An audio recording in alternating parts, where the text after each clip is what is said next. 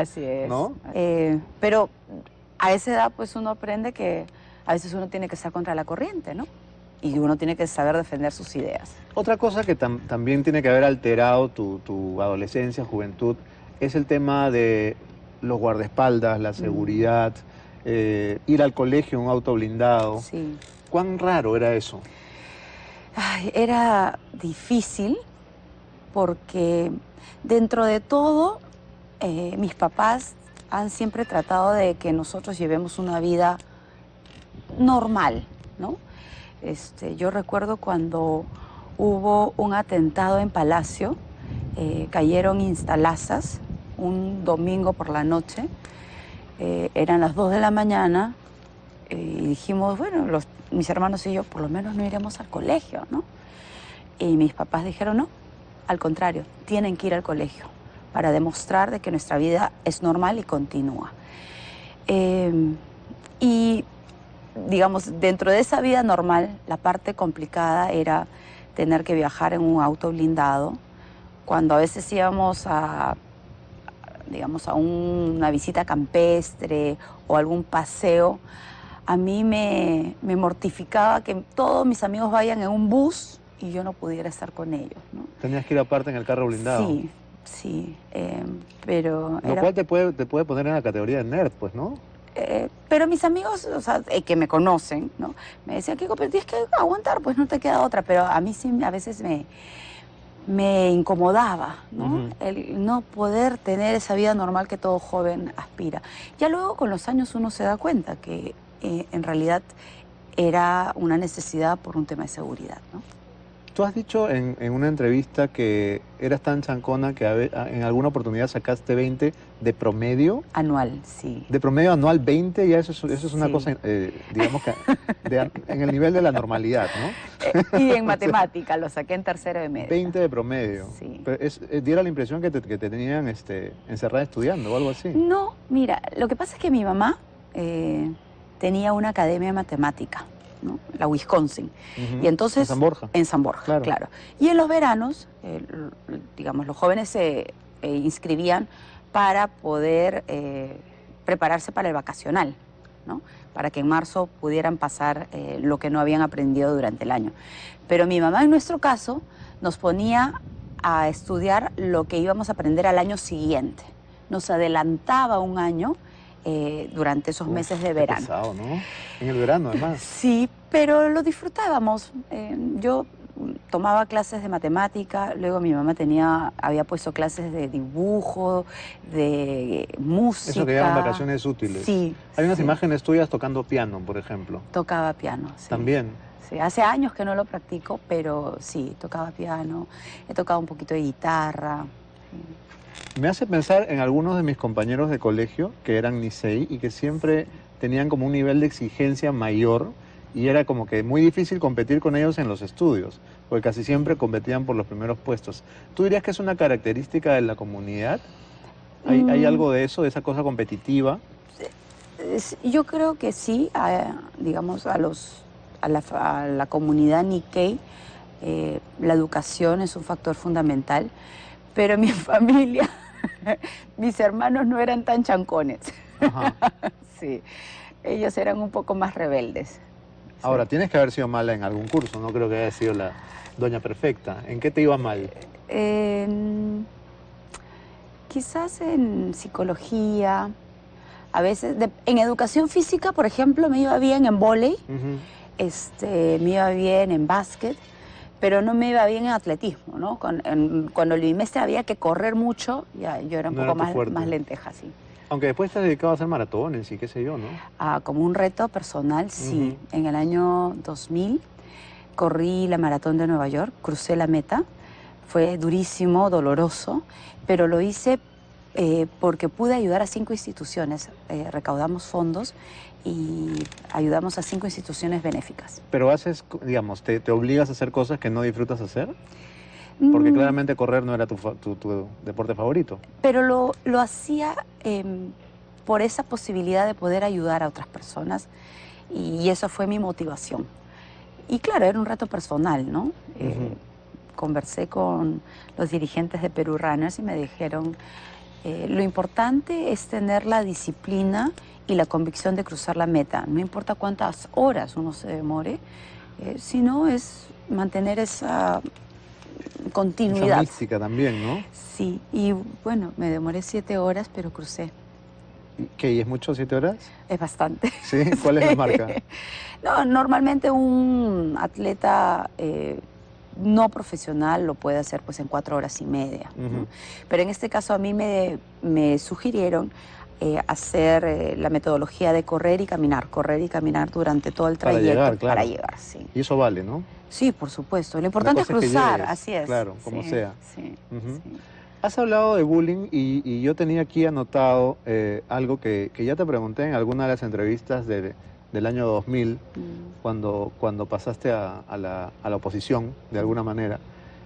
Yo recuerdo que en esa época los jóvenes que salían a protestar contra tu padre hacían eslogans que aludían a tu figura. Ah, sí, por supuesto. Y esto no es gracioso para nadie y especialmente para una mujer, tiene que ser muy ofensivo. ¿Cuánto te afectaba eso? Ya después de haber recibido tantos ataques, a corta edad aprendí que en la política hay este tipo de ataques que no hay que tomarlos de manera personal, ¿no? Por ejemplo, esta campaña ha sido muy dura también y han habido una serie de adjetivos que yo tengo que lamentar, rechazar tajantemente, pero también entender que es parte del juego político. Y a mí eso de ninguna manera me puede afectar en el tema personal. Pero una cosa es que te hagan bullying en el salón o en el barrio y otra cosa es que haya miles de personas diciéndote cosas horribles al unísono, ¿no? A coro. Eso te tiene que afectar de alguna manera. No a la campaña, digamos, no evaluemos el costo político, sino emocionalmente, ¿cuánto te toca? Te puede tocar las primeras veces. Pero ya después, cuando empiezas a escuchar tantas veces, te das cuenta, pues, que primero que no es real, segundo que uno tiene una fortaleza interna y los insultos que puedan haber, como han habido también en estas marchas, no tienen que ver con la realidad ni cómo uno se siente como persona. Entonces, a corta edad aprendí a lidiar con ese tipo de ataques e insultos. Porque, digamos, es un poco difícil imaginar, de hecho, yo tengo experiencia en titulares de prensa chicha y los he sobrellevado. Pero que en una marcha hagan muñecos tuyos con cachos, ¿no? Con colmillos, chorreando sangre, cosas así horrendas. ¿Evitas verlo? ¿Lo evalúas? ¿Te preguntas cuánto te lo mereces? En estas marchas sí la he visto y me llamó la atención la virulencia y el odio que puede haber, pero también la desinformación que hay, ¿no? Pero entiendo que todo esto es parte de una campaña y sí me encantaría más adelante tener la oportunidad de conversar con estos jóvenes, que me conozcan, que sepan quién soy, que soy de carne y hueso, que tengo defectos, por supuesto, pero soy una persona normal, común y corriente, y que tiene como único objetivo servir a mi patria. Hablemos un poco de tus colaboradores y de la gente en la que tú confías en este momento. De hecho, para cualquier persona elegir en quién uno deposita su confianza siempre es difícil y mucho más si estás en una posición política. Quería preguntarte por las personas que, según me han contado, están más cerca de ti o son las personas en quienes tú confías más. ¿Qué vendría a ser para ti la señora Ana Vega? ¿Una mejor amiga, una madre sustituta, una nana, una productora general? No, una gran amiga, una excelente colaboradora. Ella es secretaria de organización de nuestro partido y la conozco 22 años. La conocí cuando ella era presidenta de las voluntarias del Hospital del Niño y junto con ella y un grupo de voluntarias creamos la Fundación Cardo Infantil. ¿Es cierto que ella es mamá de un compañero tuyo de colegio? No, ella es Adriana Cortés. Ah, sí. Que también es digamos, parte de tu núcleo de confianza. Exacto. Adriana también era voluntaria del Hospital del Niño y Adriana es secretaria de Economía del partido.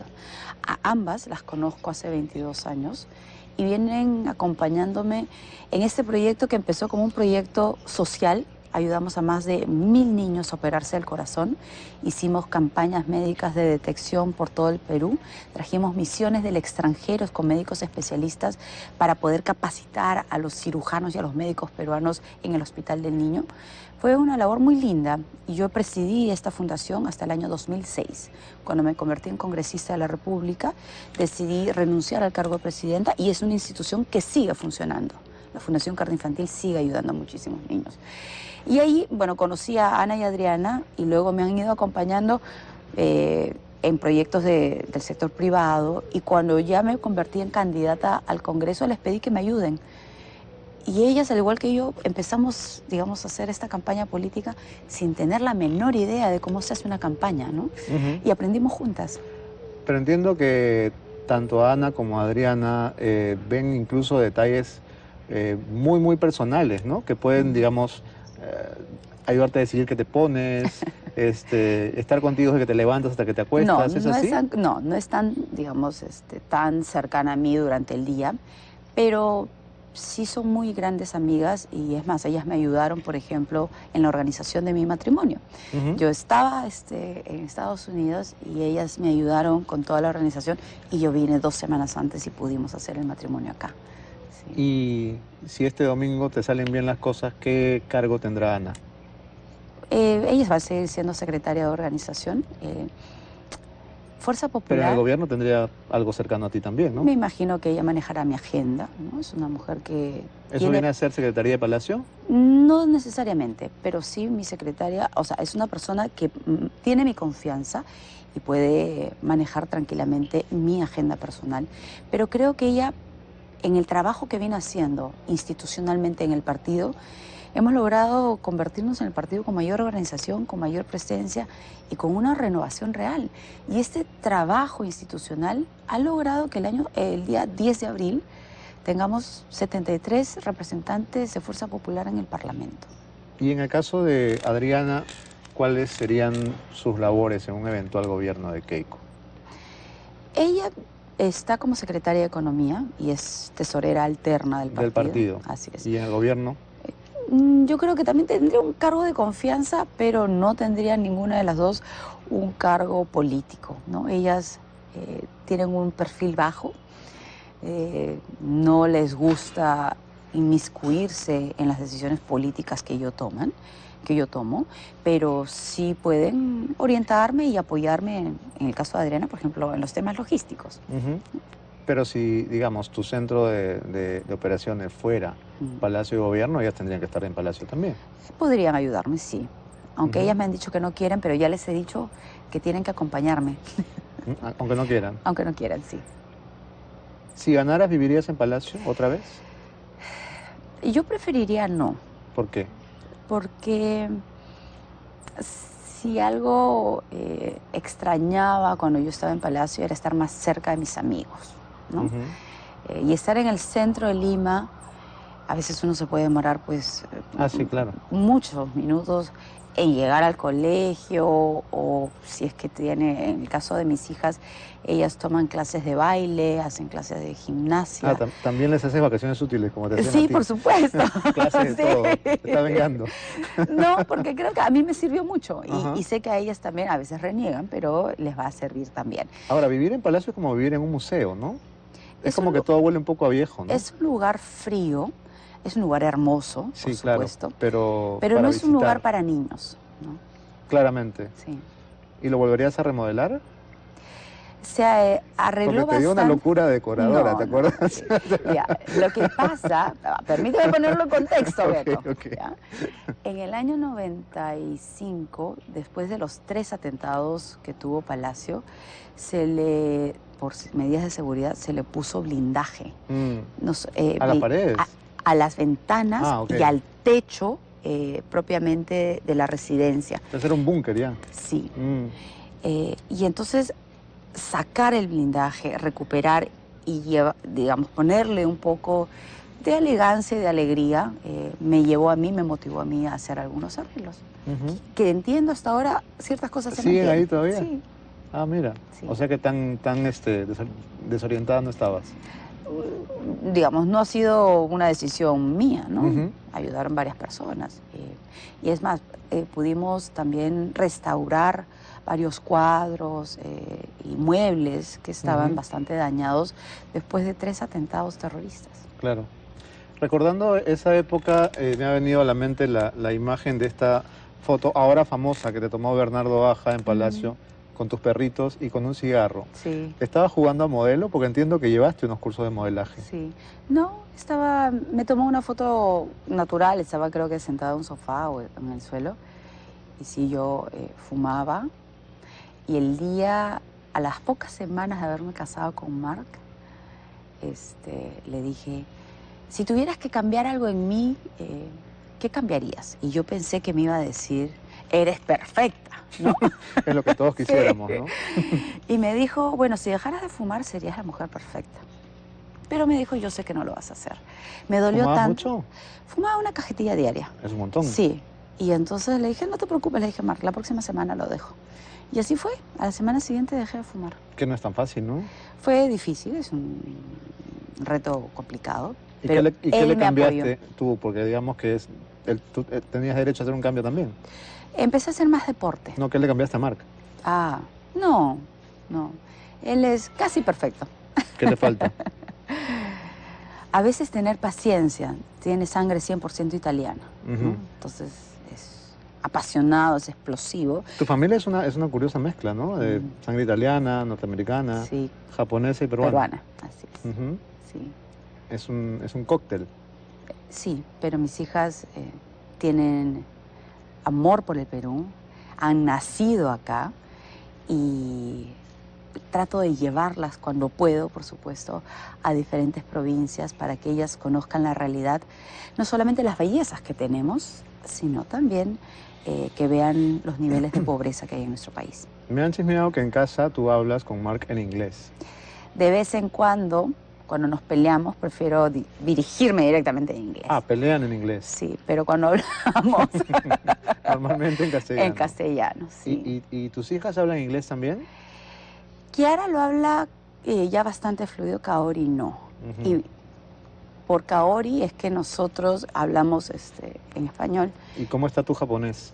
No, malo. ¿Malo? Sí, solamente sé algunas palabras, no lo hablo. Entiendo que a tu mamá, tus hijas le dicen ocha Obachan, o bacha. sí. Ya, me faltaba una sílaba. ¿Qué significa abuelita, obviamente? Abuelita, sí. ¿Qué otra palabra japonesa usas cotidianamente? Casi no las uso. Pero tu mamá sí habla, ¿no? No, mi mamá no, tampoco. ¿Tu papá sí? Mi papá sí. Sí. Ujú. Pero no les inculcaron eso, ¿no? ¿O se lo fueron olvidando? Yo recuerdo cuando tenía 6 años, hubo una monjita japonesa que iba a enseñarnos clases, pero fue 8 meses, ¿no? Entonces, en 8 meses, a los 6 años, Ujú. se aprende muy poco. Entonces, yo por esa razón no lo hablo. Y a diferencia de algunas personas en la colonia que tienen a sus hijos en colegio japonés, ¿no? Como en La Unión, en nuestro caso, mi padre decidió ponernos en el Recoleta, que se aprende francés. ¿Y fue ahí tu profesor Hubert Lanciers? Sí, por supuesto, el padre Lancier. ¿Qué recuerdo tienes de él? Recuerdo su labor que hacía en las cárceles. Él me enseñaba filosofía, un hombre que además nos contaba sus historias de Vietnam. Un gran amigo, un gran guía. Lo extrañamos mucho.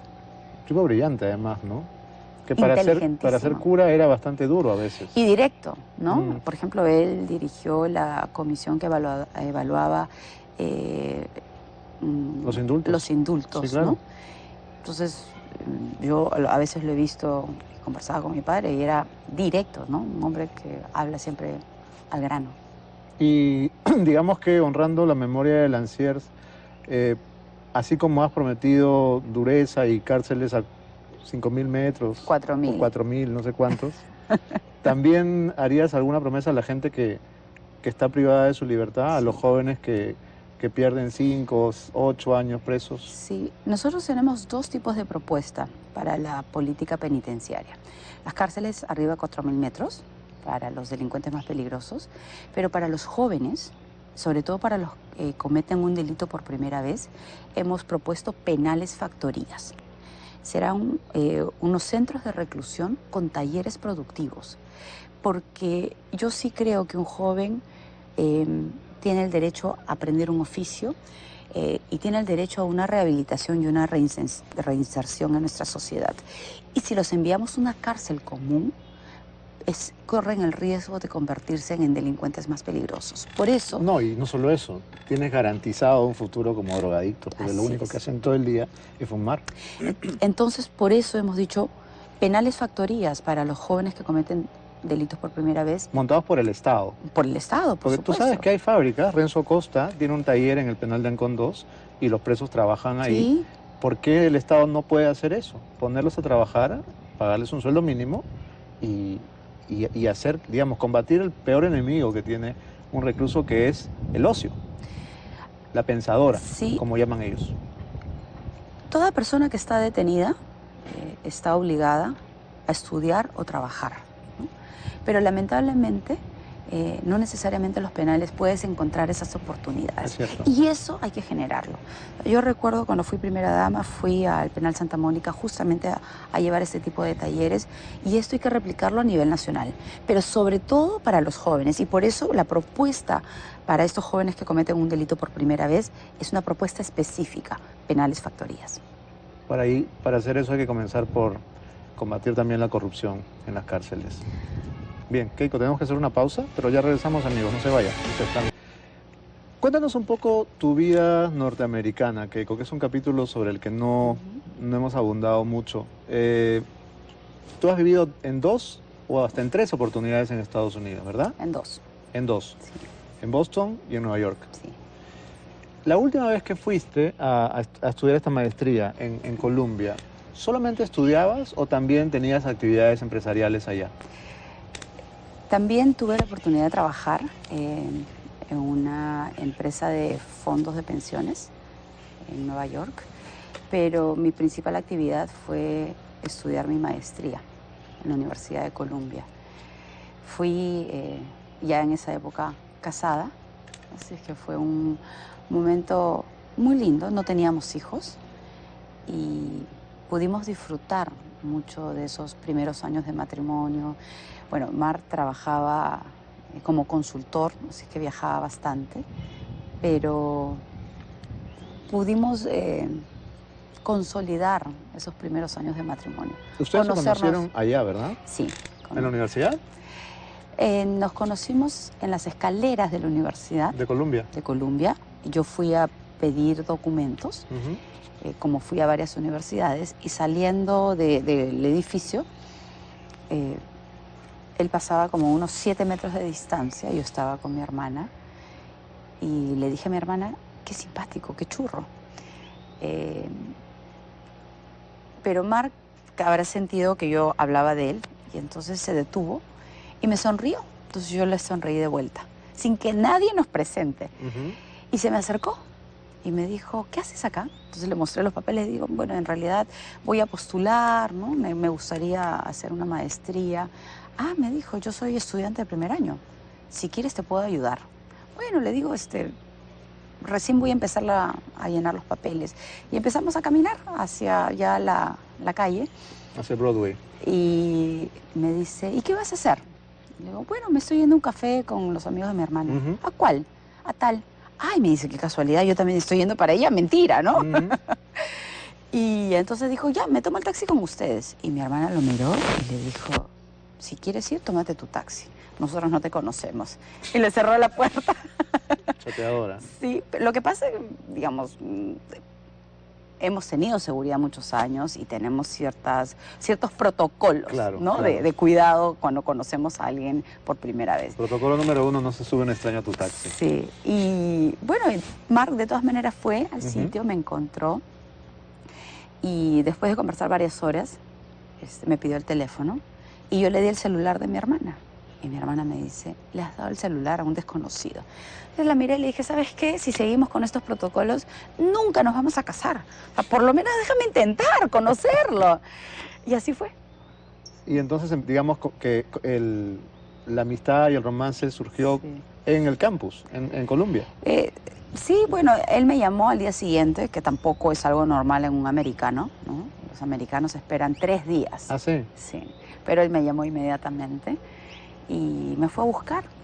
Me dijo, ¿qué estás haciendo? Como yo sentía que él me iba a llamar, me puse a cocinar y cociné puré con asado. Dijo, bueno, estamos acá cocinando, ¿por qué no te vienes? Estoy haciendo un plato peruano.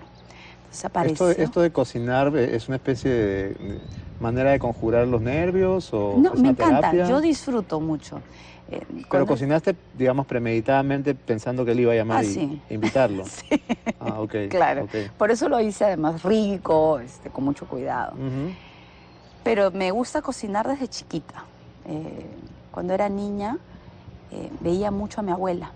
Entonces me paraba al lado de ella para Tu ver, abuela Mutsue. sí, la mamá de mi papá. Y veía su sazón, sus cortes. O sea, yo a los 8 años, yo sabía trozar una gallina, ¿no? Un pollo, sabía cómo hacerlo Y perfectamente. tu abuela, supongo que habrá preparado maki, sushi y todo lo demás. De todo. Mi ¿Sabes abuela... hacer eso también? No. Porque es muy difícil, ¿no? Sí, es bien complicado. Hay que tener una mano... Pero mi abuela cocinaba mucho comida, las dos, comida peruana, comida japonesa, comida fusión, se inventaba. Y mi mamá también tenía esa habilidad, ¿no? Por ejemplo, los domingos decía, ya, vamos a cocinar con lo que sobra en la refrigeradora para no botar las cosas, ¿no? Y entonces ella tenía esa habilidad de, ya, sobre esto, y hago un plato. Y le salía buenazo. Regresemos a la cena Sí. con Mark. Ya. Le encantó mi comida y se apareció ese día con flores. ¿El primer día? Sí, sí, él muy directo. Bastante rápido todo, ¿no? Sí. Mi hermana estaba desconcertada, molesta. Celosa, ¿no? Sí, bueno, yo también he sido así con ella. Y en todo momento estaba ella a la defensiva, hasta que terminamos de comer y Mark agarró y recogió los platos con nosotros y dijo, me toca a mí lavar. Ustedes han cocinado, yo lavo. En ese momento, Sachi bajó la guardia y me dijo, me gusta. Sí. Y tú En dijiste- ese momento Mark se ganó el corazón Tú de mi dijiste, hermana. me caso. En ese momento... Pero es importante, ¿no? Sí, es un detalle es que, importante. sí, yo creo que cuando uno conoce a la persona, sí, uno se da cuenta al poco tiempo. ¿Cuánto tiempo después de esa primera cena se casaron? Él me pidió la mano, me parece que 1 año después. Y Ujú. fue 6 meses después en que ya nos casamos. Y recuerdo que tuviste un regalo especial del presidente Toledo Ah, para sí. tu matrimonio, ¿no? El día de la despedida de soltera, 1 semana antes de mi matrimonio, pidieron 5 años de cárcel para mí. Por una de las investigaciones, de las tantas investigaciones que enfrenté. Entonces fue un momento complicado. Fue una reapertura de una investigación que ya estaba... Sí, que vista. estaba corriendo y de repente el día de mi despedida de soltera piden estos 5 años de cárcel. Y yo ahí recuerdo que muchos políticos, líderes de opinión y periodistas antifujimoristas, todos se pronunciaron en mi defensa y eso lo agradezco. Claro, porque era evidentemente una revancha, ¿no? Sí, ahora no tenían por qué hacerlo tampoco, ¿no? Pero en un gesto de desprendimiento, de solidaridad, recibí muchas llamadas de solidaridad que me fortalecieron. Digo que era una revancha porque además, si no recuerdo mal, era el caso de las donaciones por el fenómeno del niño, Por el fenómeno. que ya se había investigado Sí. y ya se había juzgado. Entonces, la Corte Suprema, coincidentemente, ¿no?, con ocasión de tu boda, decidió reabrir el caso. Sí. Y eso es algo que, hay que recordar, tenía el estilo montesinista. Porque el doc se acordaba de tus fechas, de tus cumpleaños, de los aniversarios de bodas, ¿no? Del santo de tu mamá. Lamentablemente, ese tipo de prácticas de la utilización política del Poder Judicial, tenemos que rechazarlo, venga de donde venga. Pero esto de las fechas, ¿estás de acuerdo conmigo en que era una especie de práctica siniestra, ¿no? Así es. Que Fue terrible. te hacían celebrar a esa manera, Sí. de esa manera. Y en mi caso, bueno, ya había enfrentado tantas investigaciones, pero al pobre Mark De repente llegó con sus flores para saludarme y habían pues, y me acuerdo que 15, 20 periodistas, ¿no? Y entonces él ni siquiera hablaba español porque ahora por lo menos se defiende. Y claro, y entonces, bueno, él dice, yo he venido a saludar a mi esposa, a mi novia. Y claro, y le empezaron a preguntar de esto, ¿no? Ujú. Fue para él un momento también complicado. Hablemos de los amigos perdidos, que es un tema que a mí también me es cercano, ¿no? A veces en el medio de la pasión política o periodística, uno va perdiendo amigos en el camino y siempre es doloroso. Eh, ¿Tú crees que en algún momento te amistes con Carlos Raffo? Sí, por supuesto. A mí digamos, me sorprendió que él se fuera a los primeros días de una segunda vuelta, ¿no? Pero claro, estaba en un momento complicado y así lo entiendo. Pero yo después he hablado con él ya cuando él tuvo su proceso y por supuesto que lo llamé a saludarlo y a solidarizarme. Pero también se han marcado rumbos diferentes, ¿no? Él en esta campaña electoral estuvo al lado de Nano, ¿no? Sí, claro. Que Me tuvo pareció, un poco menos suerte que tú. pero me pareció interesante porque tenía propuestas novedosas. Y ese es Carlos, es un hombre creativo que siempre se lanza a hacer algo diferente. Y que seguramente votará por ti, ¿no? Ojalá, Yo sospecho que sí. ojalá. También ha habido colaboradores que en su momento fueron de gran importancia y no sé hasta qué punto tú mantienes relación con ellos. Estoy pensando, por ejemplo, en nuestra común amiga Marta Hildebrandt, que pues tuvo que poner el pecho en el momento más grave, al igual que tú, siendo presidenta del Congreso, cuando tu padre se fue. ¿Mantienes una comunicación? ¿La visitas de vez en cuando? ¿Le mandas una flor? Sí, excepto en esta campaña. En esta campaña, durante estos 6 meses ha sido muy difícil. No he tenido tiempo ni siquiera para mi propia familia. Pero antes de la campaña, sí, la he ido a visitar. A veces vamos un grupo de mujeres, ¿no? Del partido a saludarla, a tomarnos un café. He hablado con ella por teléfono. Cuando estuvo en la clínica internada fui también, conversé con su hija. Es una mujer admirable, de una inteligencia, de una disciplina y un temple y un coraje muy grande. Porque tuvo que pasar digamos que, las de Caín, ¿no? En ese momento, en el año 2000. Sí, pero ella es una mujer que sabe ir contra la corriente. Y le encanta además, ¿no? Y ella dice que es una mujer políticamente incorrecta. Y ella siempre dice lo que piensa. Y creo que eso es algo que tenemos que reconocer y admirar en Marta Hildebrandt. ¿Qué piensas cuando adversarios como Mecha Arauz salen a hacer declaraciones cuestionando tu calidad como hija o como mamá? A mí me llama la atención que personas como ella y del otro equipo que me apoyaron abiertamente en el 2011, lo cual agradezco, hayan salido a criticar actitudes que no conocen, ¿no? Y yo tengo que lamentarlo, ¿no? Y te vuelvo a repetir, Beto, todo esto es parte de una campaña y parte de una guerra sucia. Y acabada la campaña van a tener que darse la mano, aunque no quieran. Bueno, primero está el Perú, y así tendrá que ser. ¿Y será posible eso? Dejar, digamos, de poner los odios, las facturas pendientes, o en algunos casos el agravio ha sido tan duro que es difícil. Va a tomar mucho tiempo, ¿no?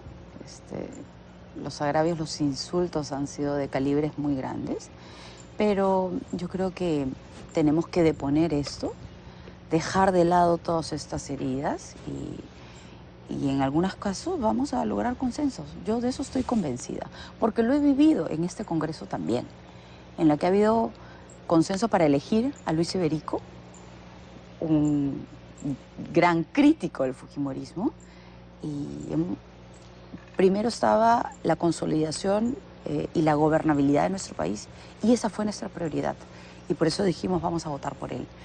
Como hemos también coincidido con el gobierno, por ejemplo, en votar a favor de la consulta previa. Una de las primeras normas en el año 2012, y a pesar de ser oposición, nosotros votamos junto con ellos. Ujú. Cuando se refieren a tu juventud como Una debilidad. una debilidad, Sí. un hándicap o un demérito, Ujú. uno se pone a pensar, por ejemplo, en qué haría Keiko Fujimori en situaciones límite. Por ejemplo, en una posibilidad de conflicto exterior. Ujú. Por ejemplo, en una situación de la gravedad de la que tuvo que enfrentar tu padre en la residencia del embajador japonés, donde su propia mamá estaba como rehén. Ujú. ¿Te imaginas? ¿Te has puesto a pensar en situaciones así y qué podrías llegar a hacer en ese límite? He vivido situaciones bastante complejas durante mi vida y sí sé que en un momento de crisis lo primero que hay que hacer es mantener la calma y la prudencia. Segundo, recoger toda la información de todos lados. Y tercero, una vez que se toma una decisión, seguir para adelante. Pero develar un motín o una crisis de rehenes con tu familia adentro, Es una ¿te situación imaginas muy lo que puede ser? difícil. Eh, Espero que eso no No, vuelva a claro que no, suceder, tocamos ¿no? madera, Así es. pero tu esposo, tu madre, tus hijas están de por medio. ¿Cómo deponer eso para pensar en el país? Cuando uno está en política, uno tiene que entender que primero están las decisiones del Estado, segundo las decisiones de gobierno y tercero las decisiones político-partidarios o personales. Y con esa prioridad es que uno toma las decisiones. Bien, tenemos que hacer una nueva pausa. No se vayan. Están de- Vamos a aprovechar los últimos minutos para hablar, por ejemplo, de la regularidad con que visitas a tu papá. ¿La campaña también te ha alejado un poco de él? Sí, eh, de ambos, ¿no? De mi papá y de mi mamá. Normalmente visito a mi padre una vez a la semana, los domingos. Es un domingo de familia, lo que tratamos de hacer, almorzar con mi papá y en la noche cenar con mi mamá. Y ahora en esta campaña, en estos 6 meses, lo he visto 2 veces. ¿Sí? Pero En tengo, todo el año. sí, pero tengo mis representantes, ¿no? Kiara y Kaori, ellas van con Ujú. Mark y sé por ellos que está bien, está estable y él se alegra, creo que él se alegra más de ver a sus nietos que ver a Que a sus ti. hijos, ¿no? Sí. Eso pasa con los abuelos, ¿no? Sí, sí, él disfruta mucho de estar con ellas. Mi padre ha tomado clases de pintura durante todos estos años. Entonces, cuando mis hijas van, ellos pintan juntos y tienen unos libros muy lindos, cómo han ido evolucionando durante todos estos años. Y pintan muy lindo mis hijas, gracias a él.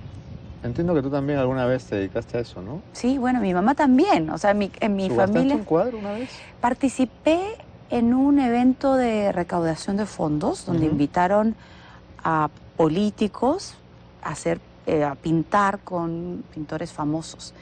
Y yo tuve el honor de pintar con Carlos Revilla. Oh, wow. Sí, así que hicimos un cuadro muy bonito. Se subastó, eh, un empresario lo compró y después, una semana después, me lo envió, me lo Ah, regaló. lo compró y te lo regaló. Sí, entonces ayudó a la fundación que Ujú. estaba organizando todo esto y tuvo el gesto de regalármelo. Lo tengo acá en la entrada de la oficina. ¿Cuánto te hizo madurar o crecer o no sé si volverte tía antes de tiempo el hecho de tener que ser primera dama y de partir con señoras que podían ser tus mamás o tus abuelas? Entiendo que Sí, hasta con la reina de Inglaterra tuviste que almorzar una vez. sí. Sí, fue digamos, un curso acelerado de protocolo, de conversar con personas mayores, pero también una oportunidad de aprender, de escuchar historias de personas o personalidades, ¿no?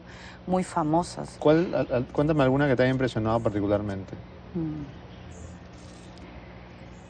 creo que conocer a Hillary Clinton. Ujú. Recuerdo que en el año creo que 97 participamos en la muestra de una momia en un museo en Washington y estaba también mi hermana Sachi y mi padre. Entonces ella nos saludó y un año y medio después, cuando la vi en otro evento, me dijo, Keiko, ¿y cómo está su hermana? Me sorprendió esa memoria Ujú. de la señora Clinton. Eh, y es una mujer que además cuando ella habla y se dirige al público, siempre tiene esa capacidad de poner ejemplos, ¿no? Poner nombres. Y eso es algo que yo he tratado de imitar. Y en mis discursos también hablo de los sitios, los distritos, los centros poblados o de las personas que he conocido. ¿Es correcto decir que has estado 10 años en campaña? 10 años haciendo política y recorriendo nuestro país. Sí. ¿Viajando todos los fines de semana? En la época no electoral viajaba 2 o 3 veces al mes. Ujú. Sí. O sea que son, digamos, 10 años de buses, de dormir Sí, en donde caiga la noche prácticamente. sí. Y Puede llegar a ser extenuante eso, ¿no? físicamente puede ser a veces agotador, sobre todo por el tema de las trochas, ¿no? Viajar pues 4 o 5 horas en un carro incómodo, a veces pues, físicamente uno se agota. Pero tiene su encanto también, ¿ah? A mí me encanta la aventura. Y he tratado, como te contaba en el bloque anterior, cuando coincidía con fines de semana o había semana de vacaciones de mis hijas, he tratado de que ellas también viajen conmigo. Ujú. ¿Cuánto importa en tu vida la religión? Porque me das la impresión de ser una persona muy religiosa. Te he visto con los pastores evangélicos. eh, y no sé si es bueno o malo que un político o un gobernante, si es que llegas a serlo, eh, s- comparta su creencia personal como algo, digamos, abierto para todos. Mm. Tú eres católica. Soy católica, Ujú. sí. Eh, no soy cristiana, pero tengo buena ¿Cómo no relación. cristiana? O Católica no sea, cristiana no se no, lo puede. que pasa es que los Se evangélicos, por dicen ejemplo, cristianos. sí, los Ujú, mormones, los adventistas, todos ellos son cristianos. ujú, Sí, yo soy católica. Soy practicante, sí, pero tampoco es que todos los fines de semana vaya a la iglesia. ujú. Pero sí suelo rezar por las noches, agradecer a Dios por tantas bendiciones que he recibido en mi vida, agradecer por la salud de mis hijas. Si es que tengo la oportunidad de entrar a alguna iglesia, siempre lo hago. Por ejemplo, cuando estuve en Otusco, he estado en Otusco 3 veces, he entrado a saludar a la Virgencita de la Puerta. Ujú. Em, pero para mí, como política, eh, mis principios católicos servirán para regir en el sentido moral de tomar bien las decisiones.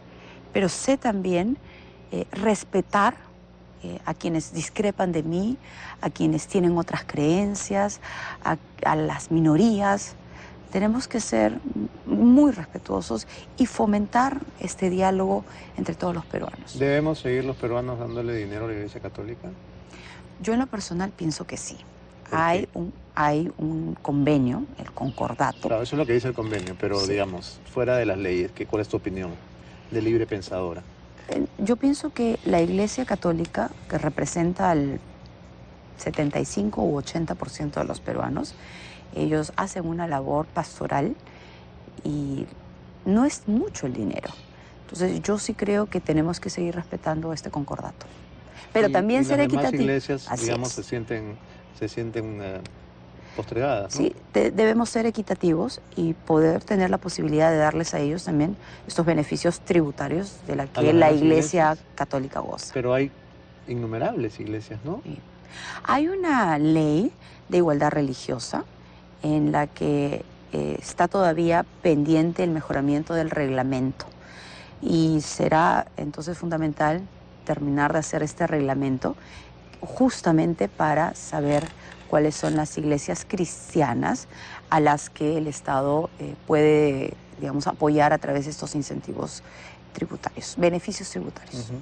Te he preguntado por las personas de tu confianza y no te he preguntado por Pierre Figari, que está tomándonos una foto en este momento y que es la persona que ha estado a tu lado en los Sí, debates. ajá.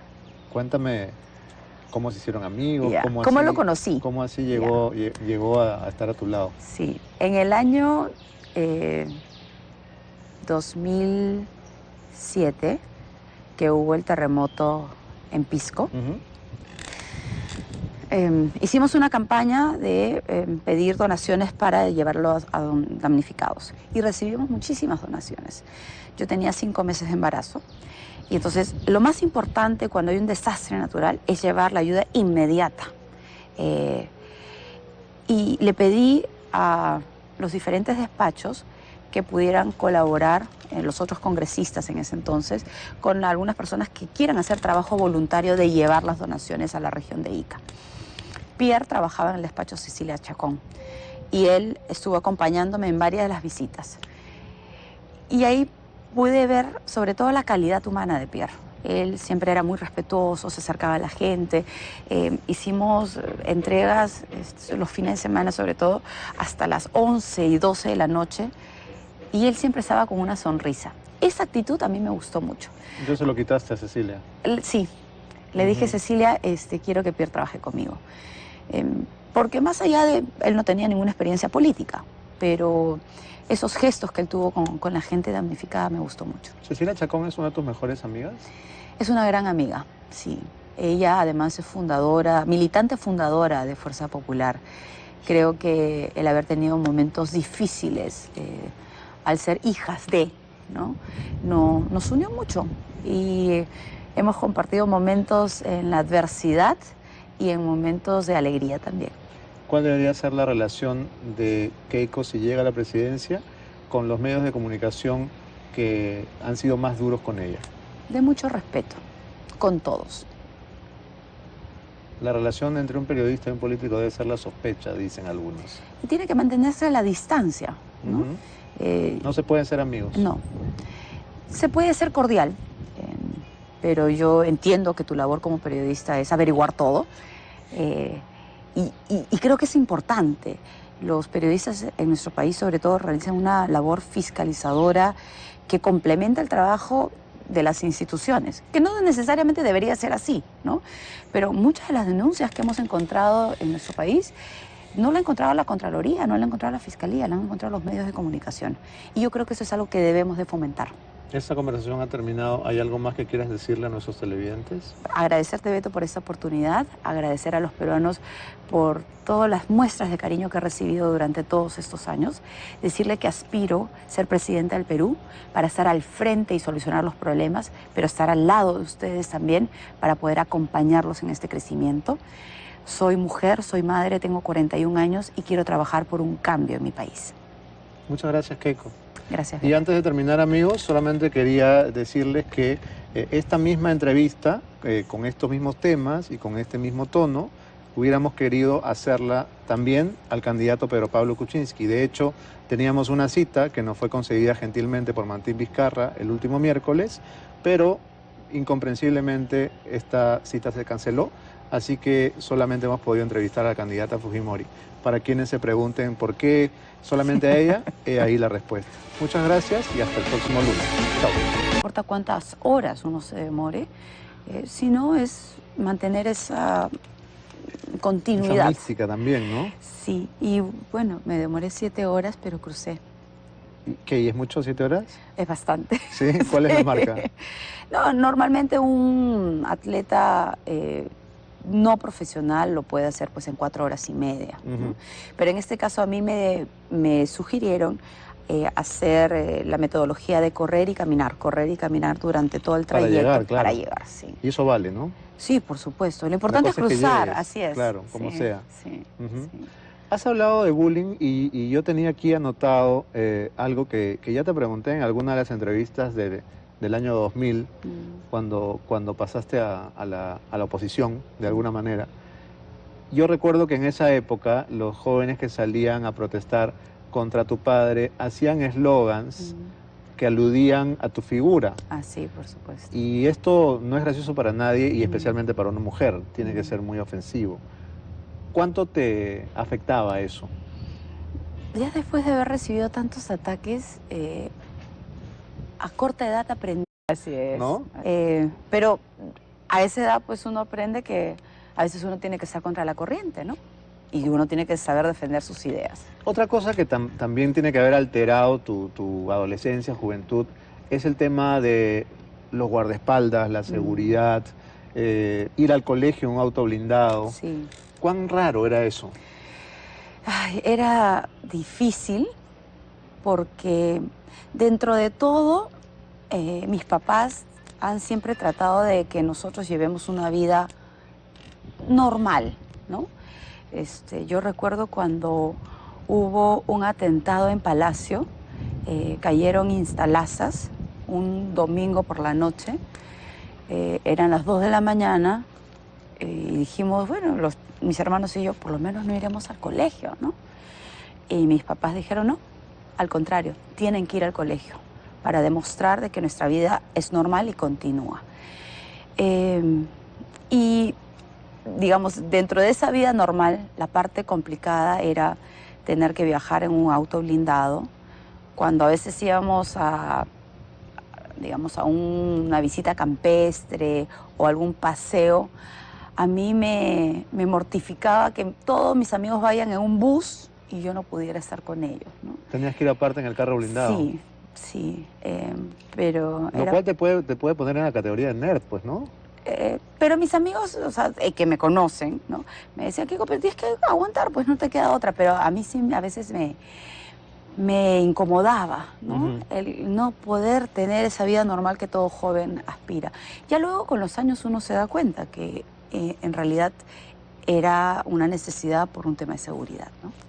Tú has dicho en una entrevista que eras tan chancona que en alguna oportunidad sacaste 20 de promedio. Anual, sí. De promedio anual 20, ya eso es una Sí. cosa, digamos que en el nivel de la normalidad, ¿no? Y en matemática, lo saqué en tercero de media. 20 de promedio. Sí. Pero diera la impresión que te tenían encerrada estudiando o algo así. No, mira, lo que pasa es que mi mamá tenía una academia de matemática, ¿no? La Wisconsin. Ujú. Y entonces, En San Borja. En San Borja, claro. Y en los veranos, digamos, los jóvenes se inscribían para poder prepararse. Ellos eran un poco más rebeldes. Ahora, tienes que haber sido mala en algún curso, no creo que haya sido la doña perfecta. ¿En qué te iba mal? Quizás en psicología, a veces, en educación física, por ejemplo, me iba bien en vóley. Ujú. Me iba bien en básquet, pero no me iba bien en atletismo, ¿no? Cuando el bimestre había que correr mucho, ya yo era un No poco era tu fuerte. más lenteja, sí. Aunque después te has dedicado a hacer maratones y qué sé yo, ¿no? Como un reto personal, sí. Ujú. En el año 2000 corrí la maratón de Nueva York, crucé la meta, fue durísimo, doloroso, pero lo hice porque pude ayudar a 5 instituciones, recaudamos fondos y ayudamos a 5 instituciones benéficas. Pero haces, digamos, te obligas a hacer cosas que no disfrutas hacer, porque claramente correr no era tu deporte favorito. Pero lo hacía por esa posibilidad de poder ayudar a otras personas y eso fue mi motivación. Y claro, era un reto personal, ¿no? Conversé con los dirigentes de Perú Runners y me dijeron, lo importante es tener la disciplina y la convicción de cruzar la meta, no para el vacacional, ¿no? Para que en marzo pudieran pasar lo que no habían aprendido durante el año. Pero mi mamá, en nuestro caso, nos ponía a estudiar lo que íbamos a aprender al año siguiente. Nos adelantaba un año durante esos meses de verano. Qué pesado, ¿no? En el verano, además. Sí, pero lo disfrutábamos. Yo tomaba clases de matemática, luego mi mamá había puesto clases de dibujo, de música. Eso que llaman vacaciones útiles. Sí. Hay unas imágenes tuyas tocando piano, por ejemplo. Tocaba piano, sí. También. Sí, hace años que no lo practico, pero sí, tocaba piano, he tocado un poquito de guitarra. Me hace pensar en algunos de mis compañeros de colegio que eran Nisei y que siempre tenían como un nivel de exigencia mayor y era como que muy difícil competir con ellos en los estudios, porque casi siempre competían por los primeros puestos. ¿Tú dirías que es una característica de la comunidad? ¿Hay Mm, algo de eso, de esa cosa competitiva? yo creo que sí, digamos, a la comunidad Nikkei, la educación es un factor fundamental, pero en mi familia, mis hermanos no eran tan chancones. Ajá. Sí.